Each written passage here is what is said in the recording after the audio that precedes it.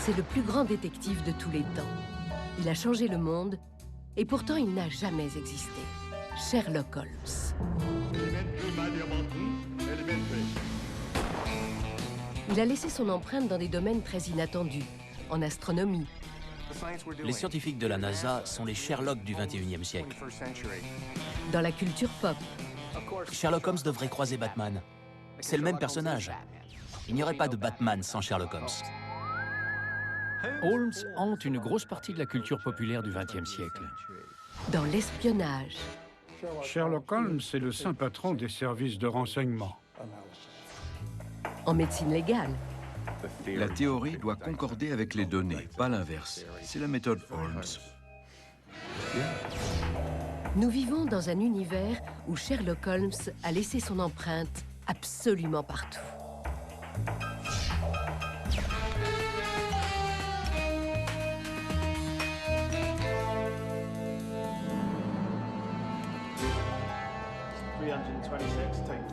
À intervalles réguliers, un personnage de fiction refait surface et fascine encore une nouvelle génération. The name Sherlock Holmes and the address is 221B Baker Street. Mark Gatiss est le co-créateur de Sherlock, une série de la BBC. Il a un super pouvoir victorien qui fonctionne encore à notre époque. Pour résumer, il est plus intelligent que les autres. Il sait établir des liens que personne ne voit. Et ça, c'est intemporel.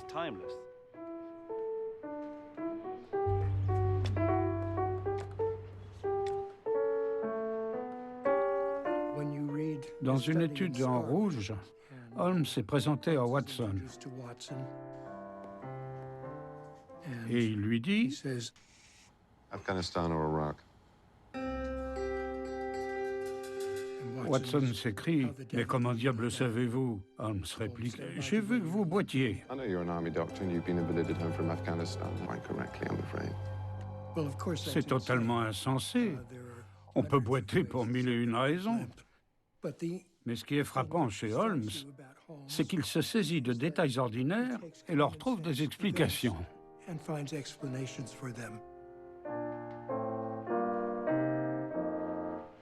Enfin, voilà.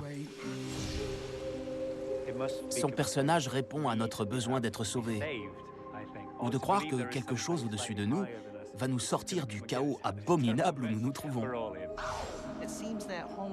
Holmes séduit un peu plus les gens quand les choses vont mal. Et le monde va mal actuellement. On a besoin de quelqu'un qui nous prouve que des gens sont là pour rétablir l'ordre.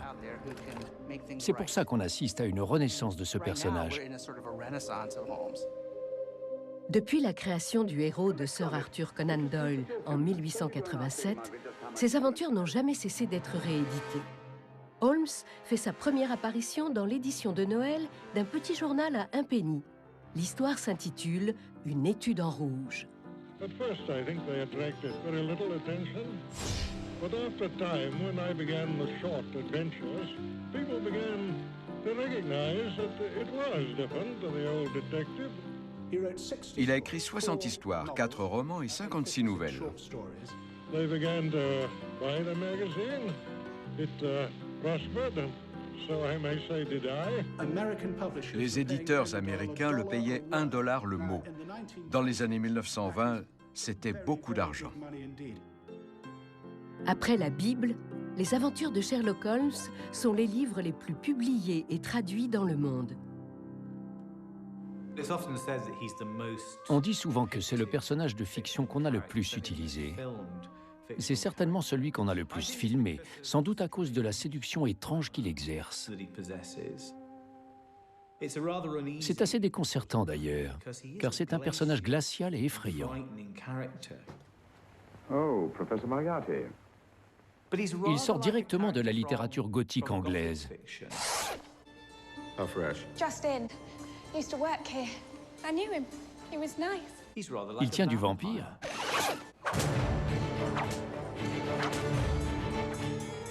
Il n'y a pas que le charme vénéneux d'Holmes qui ait marqué la culture au fer rouge. So, bad day was it? Il y a aussi les communautés de fans. De nos jours, des millions de personnes vivent dans le monde imaginaire de leur héros préféré. L'univers des Klingons n'est pas différent des autres. Un phénomène qui a débuté avec le personnage de Sherlock. Avant l'œuvre de Conan Doyle, aucune figure de la culture populaire n'était jamais devenue plus célèbre que son créateur. La confusion s'est installée dans l'esprit du public. Sherlock Holmes existe-t-il réellement?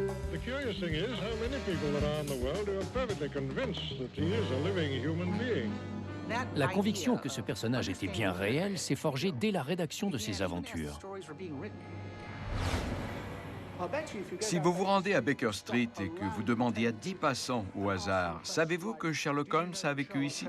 Je vous parie que 6 ou 7 de ces 10 personnes répondront « Oui, je le savais ». I get letters addressed to him, and I get letters asking for his autograph, get letters addressed to his rather stupid friend, Watson. Would you like to hear old Uncle make a noise like a duck?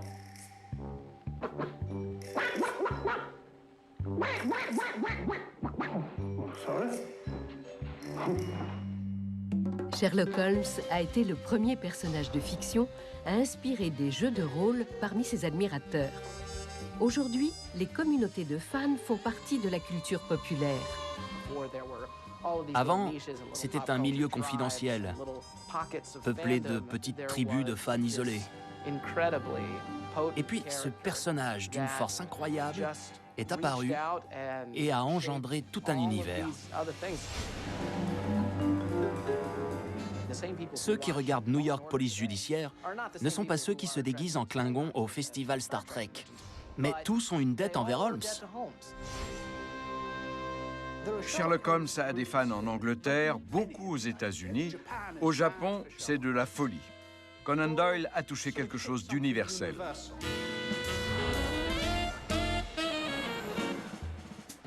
C'est de la fiction, bien sûr. Je sais qu'il n'existe pas. Il a donné ses lettres de noblesse à ce genre d'histoire. C'est un exercice intellectuel plutôt agréable.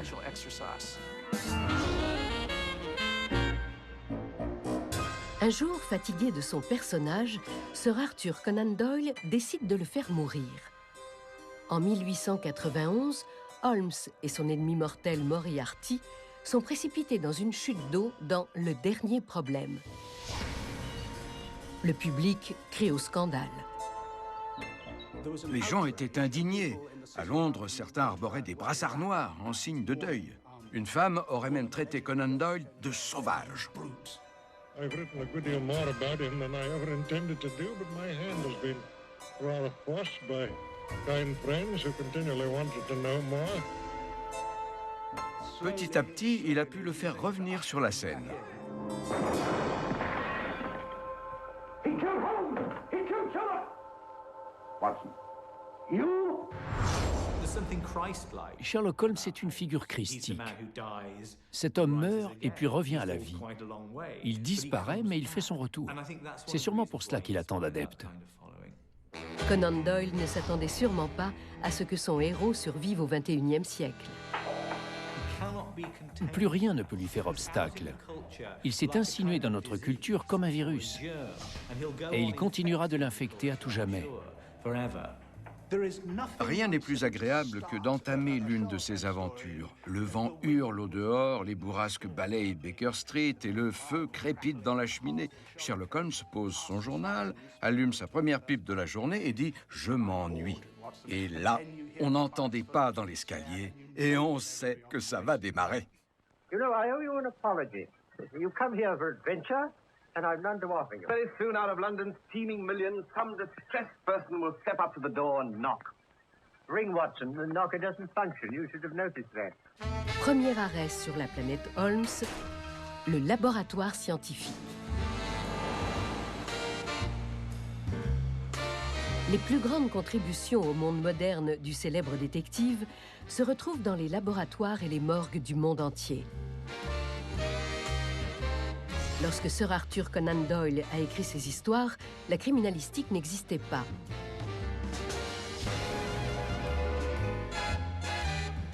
I.J. Wagner est l'auteur de La science de Sherlock Holmes. On n'appelait pas cela de la criminalistique, mais une enquête médicale. C'était un domaine réservé aux médecins, qui faisaient appel à divers experts, en chaussures ou en grand vin par exemple, et qui utilisaient leurs connaissances. La police métropolitaine, qui était elle-même toute récente, n'avait pas du tout intégré ce service.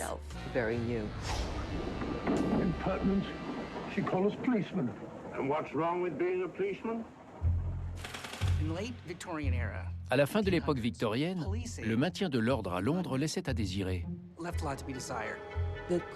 À l'époque, sur les scènes de crime, c'était le chaos. Prenez les victimes de Jack l'Éventreur. La position de leur corps n'était pas dessinée correctement. Des indices ont disparu. Certains n'ont jamais été relevés. Et d'autres ont été détruits sciemment, de peur qu'ils ne provoquent des émeutes. Ça partait d'une bonne intention, mais ce n'était pas ainsi qu'on résoudrait l'affaire.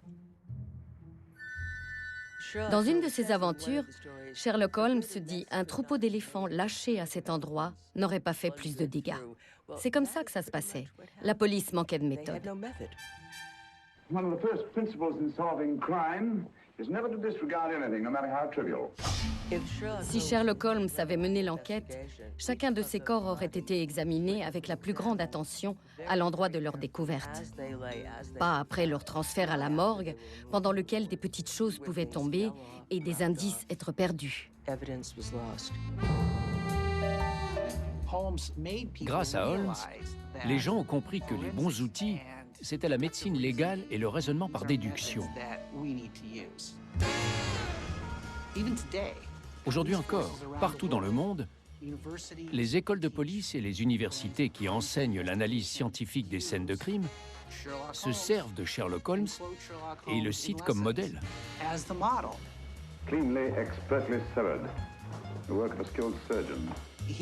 Il a posé les jalons de l'examen d'une scène de crime telle qu'on la pratique aujourd'hui. It always annoyed me how in the old-fashioned detective story, the detective always seemed to get at his results by some sort of lucky chance or a fluke. Let's leave jumping to conclusions to the professional detective. Conan Doyle était médecin, et en effet, la criminalistique repose beaucoup sur des protocoles médicaux. And I used, as a student, to have an old professor, his name was Bell, who was extraordinarily quick at deductive work. Très souvent, Joseph Bell faisait venir devant ses élèves un malheureux qui souffrait d'une maladie complexe et mystérieuse. But he would make his diagnosis of the disease entirely by his power of observation.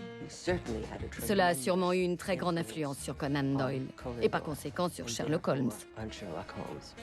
So naturally, I thought to myself, well, if a scientific man like Bell was to come into the detective business, he wouldn't do these things by chance. He'd get the thing by building it up, scientifically.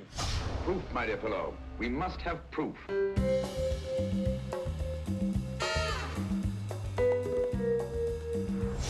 Dans les années 1920, les aventures de Sherlock Holmes attirent l'attention d'un médecin français, Edmond Locard. Locard collabore avec la police pour résoudre des affaires criminelles. Selon lui, toute chose laisse une trace. La criminalistique est née. Le médecin écrit que Sherlock Holmes lui a inspiré sa théorie révolutionnaire sur les traces. Son travail va guider la police scientifique du XXe siècle.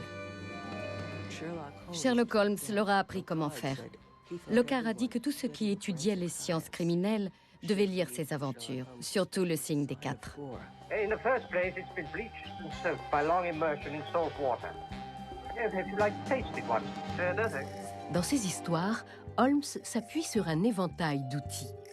Analyse chimique, examen au microscope, identification des empreintes de pas, balistique, analyse graphologique, recherche des résidus de poudre, typographie, agrandissement photographique. Un arsenal apparu dans les romans bien avant que la police scientifique ne s'en serve dans la réalité. Aujourd'hui, beaucoup d'experts admettent qu'être passionné d'analyse ne suffit pas pour faire leur métier. Il faut aussi avoir le goût du mystère, tout comme Holmes. J'adore les puzzles. Une enquête, c'est un puzzle. On cherche à comprendre ce qui s'est passé.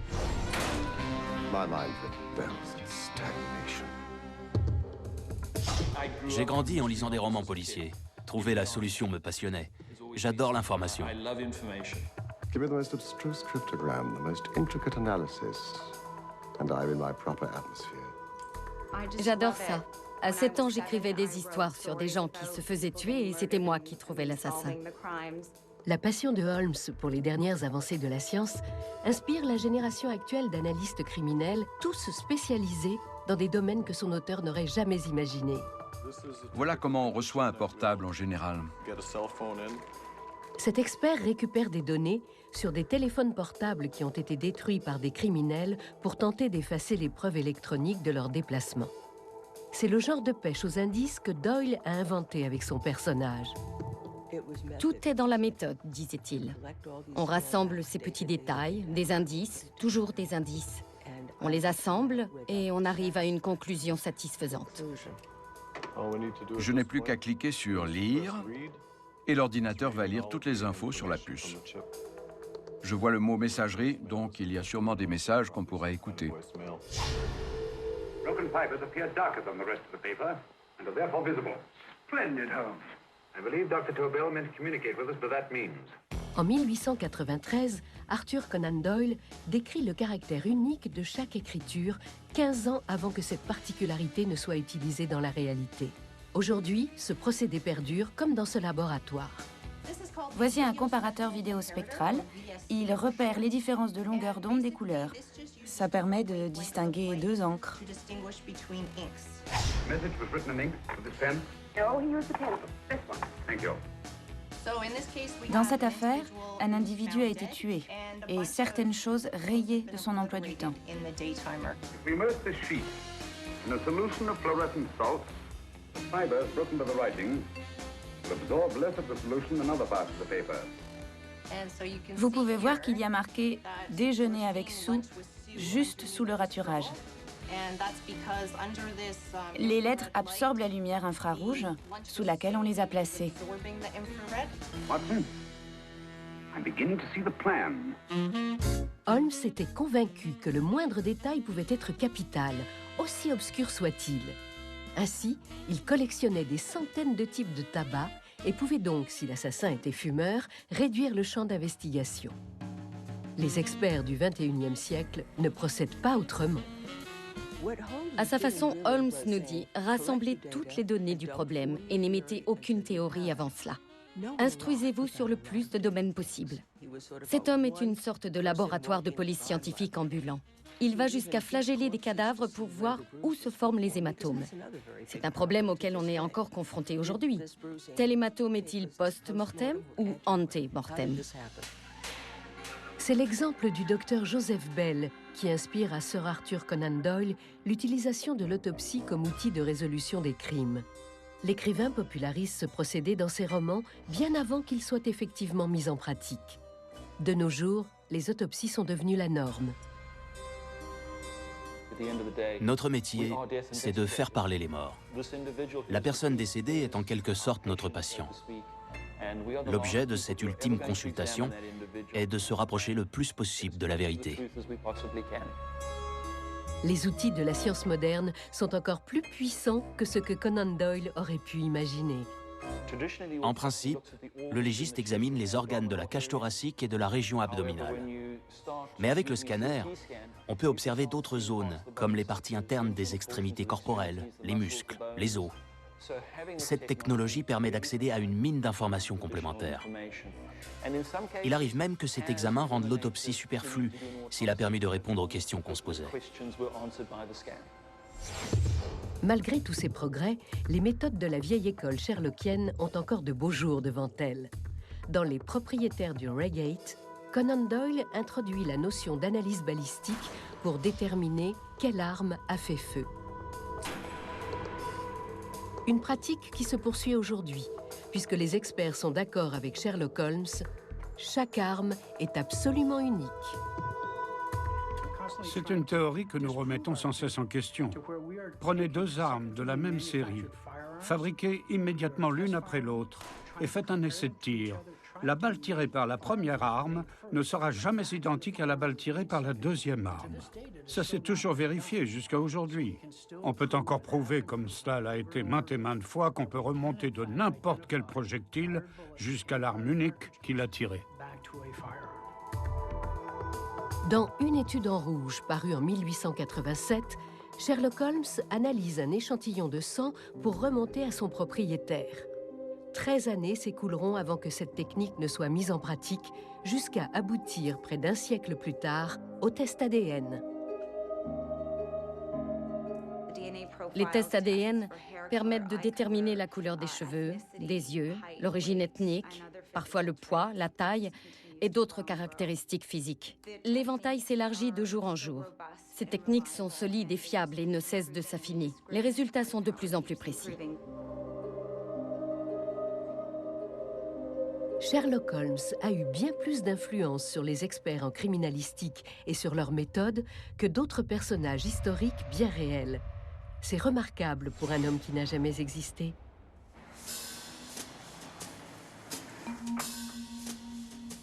Le héros de Sir Arthur Conan Doyle a un talent peu commun, celui de se dissimuler à la vue de tous. Holmes est un maître du déguisement. Hands up, gentlemen. Oh, why, it's Mr. Holmes. Holmes! Put that thing away now, Watson. Watson a dit que le théâtre avait perdu un comédien quand Holmes avait décidé de devenir détective. An admirable disguise, by the way. Fooled them completely. Of course, it didn't fool me. I never intended that it should. Il s'immergeait dans son personnage. À Londres, il avait plusieurs caches où il stockait du maquillage et des costumes. Il pouvait s'y dissimuler et en ressortir sous les traits d'un autre, avec une identité différente. Un palefrenier aviné, un prêtre italien ou un plombier. Dans tous les cas, Holmes devenait le personnage. Sa maîtrise de cette technique était vraiment une première.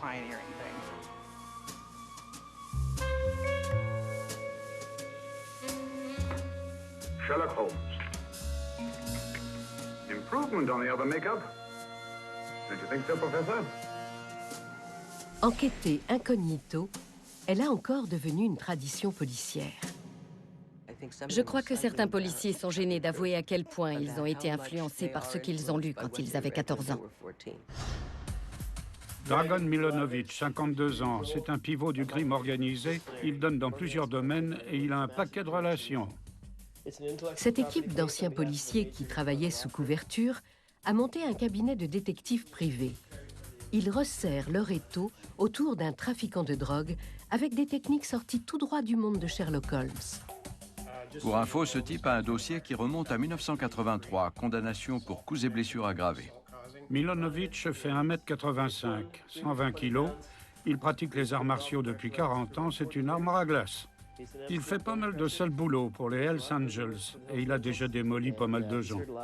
Cet après-midi, je vais endosser le rôle du parrain d'une fausse organisation mafieuse. Pour verrouiller cette mission à haut risque, Fred Pinnock adopte un déguisement simple mais efficace. La ruse et la supercherie ont très souvent été utilisées pour obtenir des aveux de criminels ou des preuves dissimulées depuis longtemps.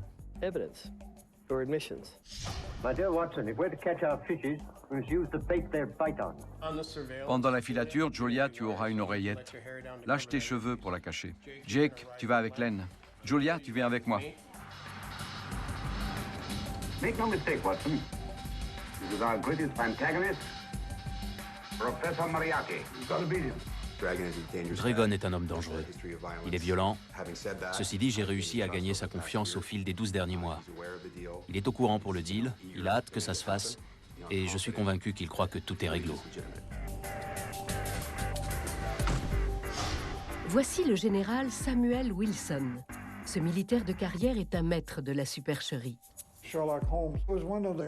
Sherlock Holmes a été l'un des premiers praticiens de l'art de tromper les autres.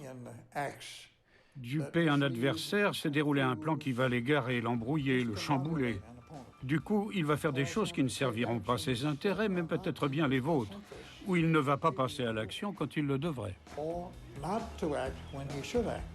I'm always eager to get it going. We're just waiting for his call, so it'll be calling in a couple minutes. So, hello. Quand Fred t'appellera pour te dire qu'ils sont en place, fais-le monter en voiture et amène-le là-bas.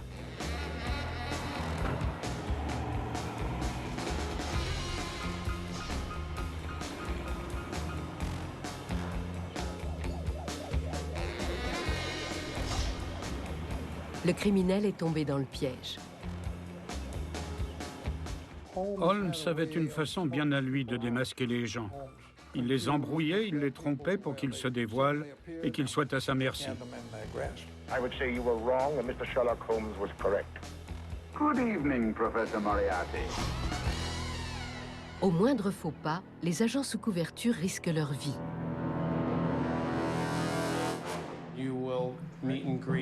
Tu vas accueillir l'objectif. Avant qu'il monte dans la voiture, fouille-le bien. Assure-toi qu'il n'a pas d'arme sur lui. Ensuite, fais-le monter à l'arrière. C'est le moment le plus dangereux.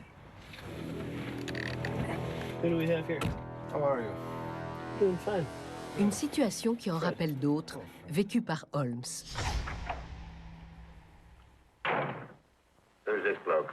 He's a bloodthirsty Eden, but there's good money to spend for information. À mes yeux, Sherlock Holmes est un artisan hors pair dans l'art de duper son monde. C'est un grand maître. You get 6,000 units? Approximately, yes. It will cost you $40 per unit. 40 per unit? Yeah. How fast can this happen? As soon as you get me the money, within about, I would say within 24 hours. Okay, Will has the cash right now. Good. I think maybe at some time we will become good friends. Yeah. Good friends do good business. Yeah. I never did think much of this dressing up business. It was necessary, I assure you. I'm happy.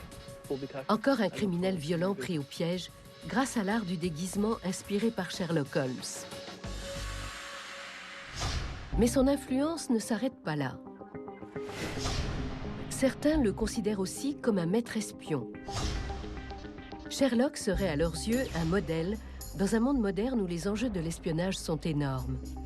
Le général Samuel Wilson est l'un des espions les plus décorés des États-Unis.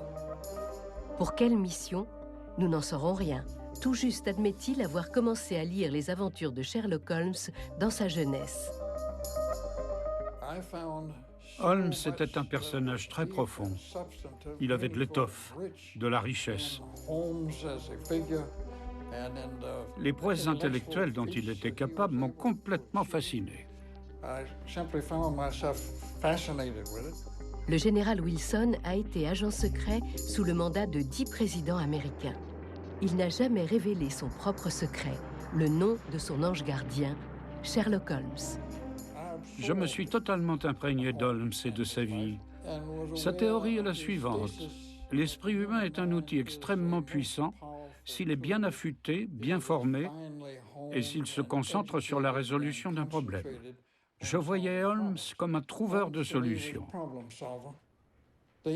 J'étais subjugué par la complexité de son esprit et je crois que sa découverte a été un atout pour moi quand je suis entré au renseignement. Les espions ne partent jamais à la retraite. Ils continuent de travailler dans l'ombre. Samuel Wilson se plaît à imaginer ce qui se serait produit si les services secrets avaient pris Sherlock Holmes comme modèle dans la traque d'Oussama Ben Laden.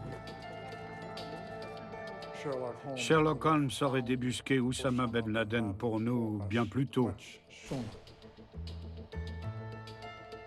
Aujourd'hui, on ne sait plus garder des secrets. On a toujours plaidé pour éviter d'être mis dans la lumière à la fin d'une mission et pour disparaître dans la nature. Holmes était très doué pour cela. Il faut laisser les honneurs et la célébrité à d'autres et replonger dans l'ombre pour pouvoir continuer à travailler. By the way, they left this statue behind. It's probably of no value. No value? What? Well, it's sparklers. You amateurs always overlook the important things. Sherlock Holmes a ouvert la voie aux enquêteurs modernes lors de leurs dangereuses missions sous couverture. Son art, savoir se fondre dans le décor.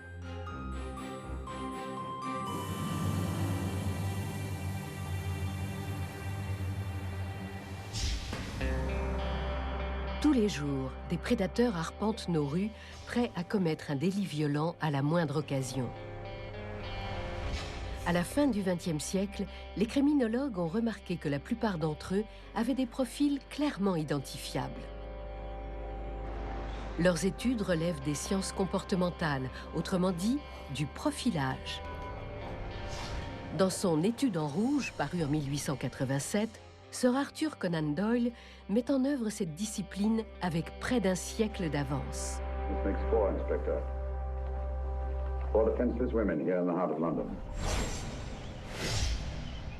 Lee Rainbow est le plus grand profiler du Royaume-Uni, un Sherlock des temps modernes en quelque sorte.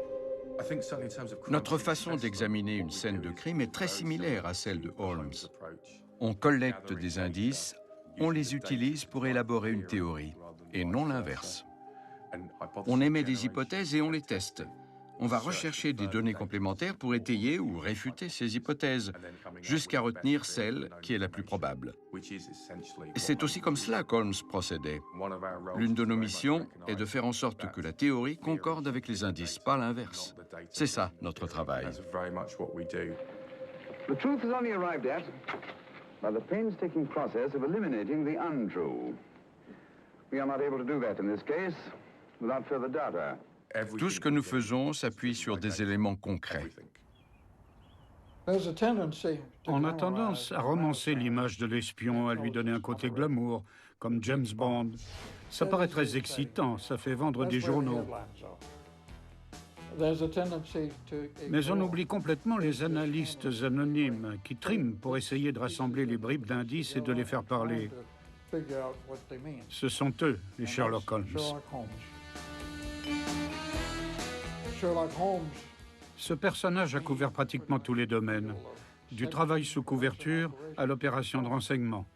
Ceci étant, si je devais expliquer qui il était, je dirais le plus grand analyste des services secrets du monde. Une méthode de pointe pour la recherche des criminels a été directement inspirée par le célèbre détective. C'est le profilage géographique. Il permet de cerner la zone d'action d'un criminel et parfois même son adresse. Yann Laverty est le créateur d'un logiciel de géoprofilage. Pour lancer un géoprofilage, il faut d'abord une série de lieux avec des liens entre eux. C'est un peu comme les vieilles cartes sur lesquelles la police piquait des punaises. On regardait les différents points et on disait « Voyons, qu'est-ce que ça donne ?» Aujourd'hui, nous entrons les différents lieux de crime dans le programme. Il effectue une série de calculs très compliqués en testant plein d'itinéraires. Depuis un domicile présumé, on peut savoir combien de temps le suspect a mis pour atteindre sa victime. Ça permet d'établir une carte des endroits où il a le plus de probabilité d'habiter.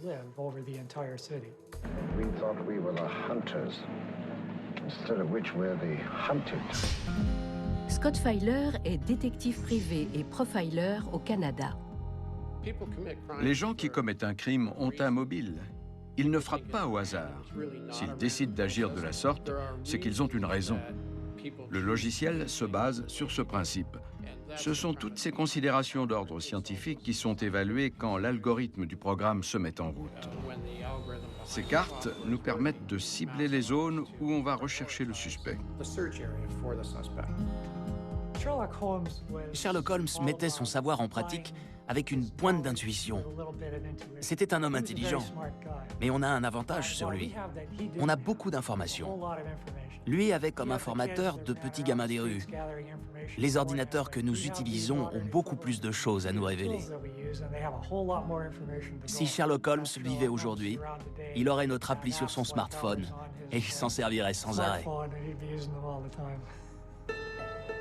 Sans doute, mais comme le précise Lee Rainbow, malgré l'invention des ordinateurs, un enquêteur est toujours indispensable pour donner du sens à la masse de données collectées. Le facteur humain est encore indispensable pour hiérarchiser les informations. Ça ne peut pas être fait par un ordinateur. There's something in that bag she wants to show me. What makes you say that? Bag doesn't match her dress. Indicating it was picked for size rather than style. To accommodate some bulky object. You amaze me, Holmes. N'importe qui peut s'asseoir devant un ordinateur, presser une touche et regarder ce qui s'affiche. Ce qui fait la différence, c'est l'homme. Holmes était expert en logique. Il raisonnait pour trouver des explications. Il examinait les indices et reconstituait le puzzle. Au final, il pouvait imaginer ce qui s'était produit entre la victime et le suspect. C'est le point central. Le succès du processus repose sur le talent et les connaissances de l'analyste.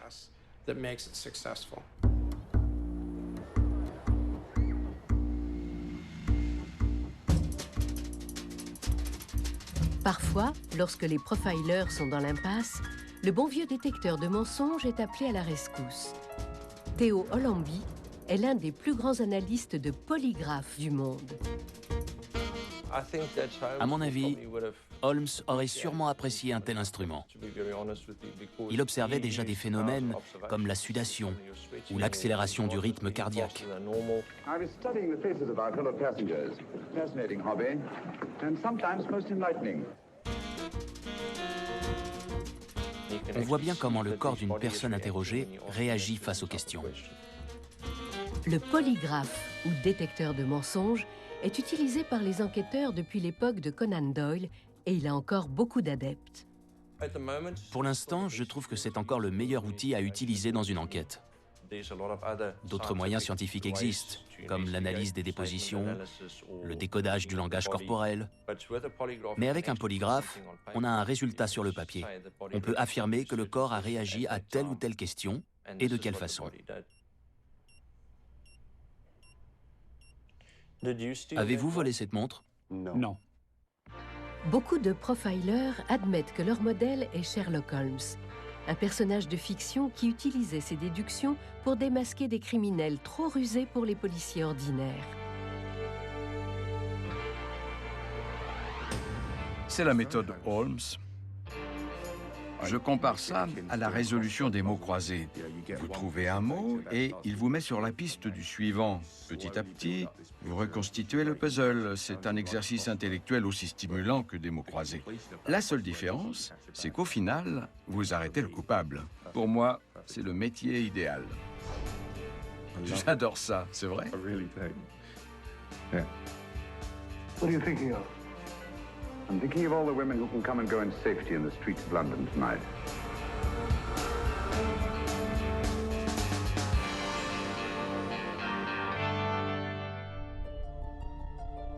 Sherlock Holmes est célèbre dans le monde entier.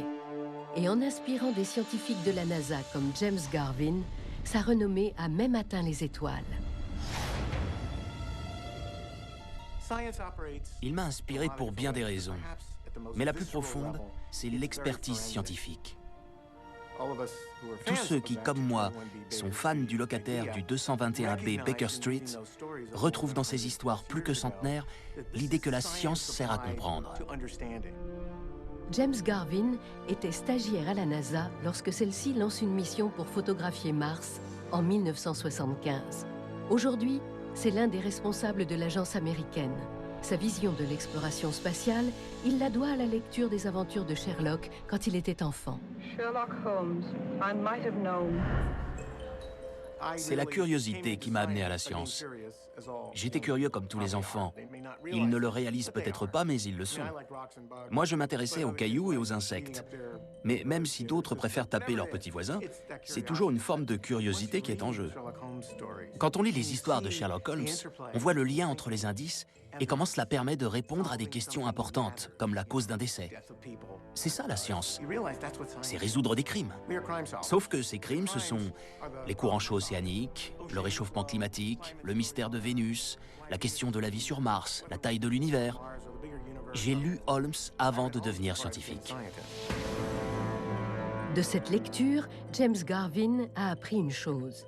Les faits précèdent la théorie. Nothing but an ordinary match folder. Where does that lead us? I imagine to something very important, Gregson. Forte de ce constat, une génération de scientifiques voit l'espace comme un mystère sherlockien qui attend d'être résolu. Comment doit-on procéder? Comment faire de la recherche spatiale un puzzle à assembler? une science de l'analyse telle que Sherlock Holmes la pratiquait. Tout simplement grâce aux données, aux informations de plus en plus nombreuses que nous récoltons. Ce sont nos indices, comme dans une histoire criminelle. Quel est le puzzle de l'eau sur Mars? On est allé sur place, on a vu un désert sec, apparemment stérile. On a observé la surface pendant des années et rien n'a vraiment bougé. Et puis, une révolution. Le puzzle scientifique a changé. On a eu une information supplémentaire, comme Holmes dans les livres de Conan Doyle. Et cette petite pièce ajoutée au puzzle, ça a fait boum. Aujourd'hui, on cherche l'eau dans le désert martien. On suit les chemins qu'elle a tracés. On suit le carbone. C'est une enquête sherlockienne. Et c'est ce qui fait vibrer certains scientifiques. On procède comme ils l'auraient fait il y a 140, 150 ans, mais avec des indices différents. Le rôle de la NASA a évolué. Désormais, l'agence américaine étudie les mystères scientifiques sur Terre comme dans les étoiles. James Garvin n'en affirme pas moins être guidé par les méthodes du limier de Baker Street. D'abord, écoutez ce que les indices racontent, puis les analyser. The 19th key of the keyboard is the 19th letter of the alphabet. En suivant ce principe, James Garvin et son équipe ont réexaminé les missions lunaires et découvert de nouveaux indices dans des données pourtant anciennes. On croyait que notre satellite était un monde mort. On y a envoyé des hommes il y a 40 ans, c'est bon, circuler, il n'y a rien à voir. Mais en réalité, la Lune fourmille d'informations sur le système solaire. On vient de le comprendre grâce aux données récoltées par les nouvelles missions. Les informations sont la clé de tout. On en glane partout. C'est très sherlockien. Ces indices racontent une histoire dans laquelle on peut jouer les détectives. C'est merveilleux. On découvre l'avenir qui nous attend. De la Lune jusqu'aux lointaines étoiles, l'ombre de Sherlock Holmes plane sur l'exploration de l'espace. Mais revenons sur Terre, où son influence a fortement marqué la culture populaire. Son personnage a été imité et adapté plus que n'importe quel autre héros de roman. Mr. Holmes? Mr. Sherlock Holmes? Good morning, Mr. Holmes. Mr. Holmes? Good night, Mr. Sherlock Holmes. Sir Arthur Conan Doyle a créé un modèle qui a envahi petit et grand écran et séduit le public sur près de 3 siècles.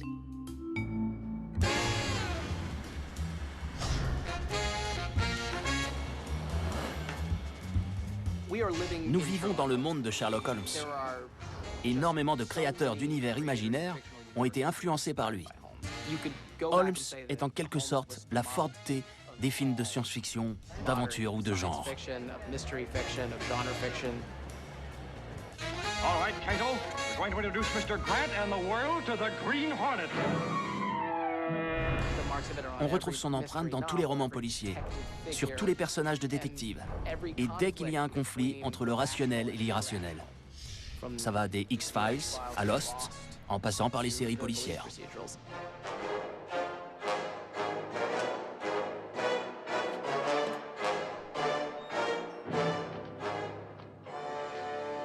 I want to report a murder. Who was murdered? I was. On en revient toujours à lui. Les fictions modernes que le personnage de Sherlock n'a pas influencé d'une façon ou d'une autre sont rares. Holmes a dans sa nature quelque chose de puissant, d'essentiel, qui semble avoir échappé à son créateur pour envahir notre culture avec une force que Doyle n'a pas pu dompter. Beaucoup de gens ont écrit des pastiches de ses aventures. Récemment, la série de Sherlock a fait un carton sur la BBC. Mais pourquoi ce personnage est-il toujours aussi populaire? Beaucoup pensent que c'est dû à sa relation avec le docteur Watson.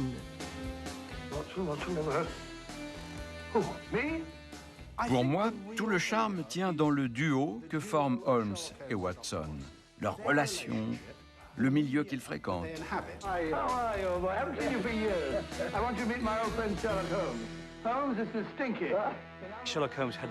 Son univers était très chargé, avec le brouillard, les hautes formes, les belles casquettes. Mais quand on le modernise, on retrouve ces deux personnages centraux et l'amitié qui les unit. Les buddy films, ou films de copains, ont donc débuté avec Holmes et Watson. Les films de copains doivent beaucoup à Sherlock Holmes. D'ailleurs, vous remarquerez que les duos mis en scène ont souvent les mêmes rapports qu'Holmes et Watson. L'idée d'associer deux hommes, l'un plutôt distant et secret, et l'autre qui nous ressemble beaucoup plus, est une idée capitale. You don't mind breaking the law? Not in a good cause. Oh, the cause is excellent. Well, then I am your man. Splendid. Il a l'air fou, mais uniquement parce qu'il voit les choses telles qu'elles sont. C'est ce qui le rend fou, mais aussi génial. C'est du pur Holmes. On retrouve ce duo dans L'Arme Fatale, dans Butch Cassidy et le Kid, dans Star Trek, avec le capitaine Kirk et Monsieur Spock. À l'origine de ces duos, il y a Holmes et Watson. C'est le prototype.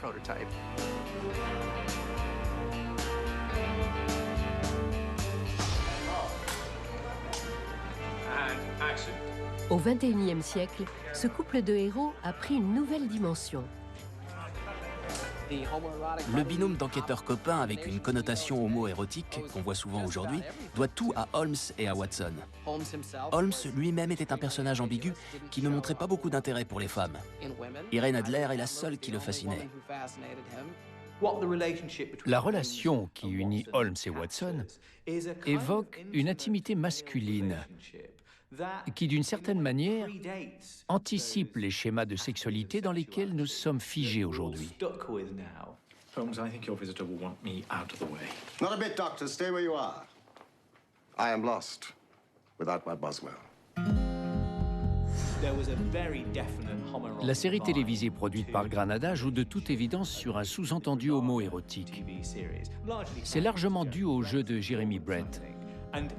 Et c'est devenu un gag récurrent dans la série Sherlock produite par la BBC, où tout le monde est convaincu que les deux acolytes sont plus que des colocataires.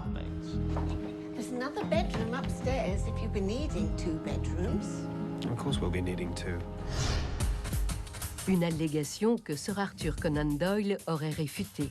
De son temps, les relations entre hommes étaient différentes. Pourtant, il y a un point sur lequel ces romans sont très clairs.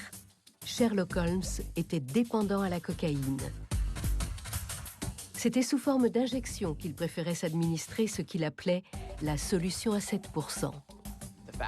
En faire un toxicomane un peu asocial sur les bords, c'était quelque chose de fort. Quand un héros porte une part obscure, quand il a en lui quelque chose de démoniaque qui lui donne sa force, mais qui est aussi un handicap, le résultat est détonnant. Dépendant, héroïque, antisocial, scientifique, génial, Sherlock Holmes était bien en avance sur son époque. Son personnage complexe et imparfait a été adulé au point que certains ont oublié qu'il n'avait jamais existé. Très prochainement, nous organisons un rassemblement d'admirateurs de Sherlock Holmes chez moi, à Oxford. Il y a un pub où il a sans aucun doute séjourné. On en a la preuve dans les romans. J'ai préparé le programme et je compte dire aux visiteurs, vous vous rendez compte? Sherlock Holmes a séjourné ici? Point d'exclamation. On ne peut pas s'empêcher de parler de lui comme s'il avait vraiment existé. On ne dit pas Conan Doyle l'a fait, mais Sherlock Holmes l'a fait. Je sais pertinemment qu'il n'a pas existé. Sir Arthur Conan Doyle a largué un personnage de fiction sur la Terre et l'impact a été colossal. Plus d'un siècle après sa création, l'onde de choc provoquée par Sherlock Holmes n'a toujours pas disparu. Dans un monde qui marche parfois sur la tête, un brin de logique froide et calculée nous rassure et nous réconforte. Si Holmes refait surface dans les circonstances les plus inattendues, c'est que nous avons grand besoin de lui. Good work, Mr. Holmes.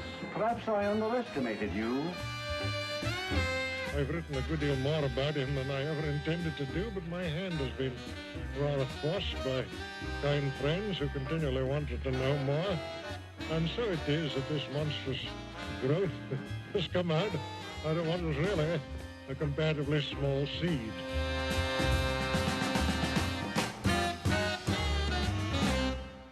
Oh, goodbye.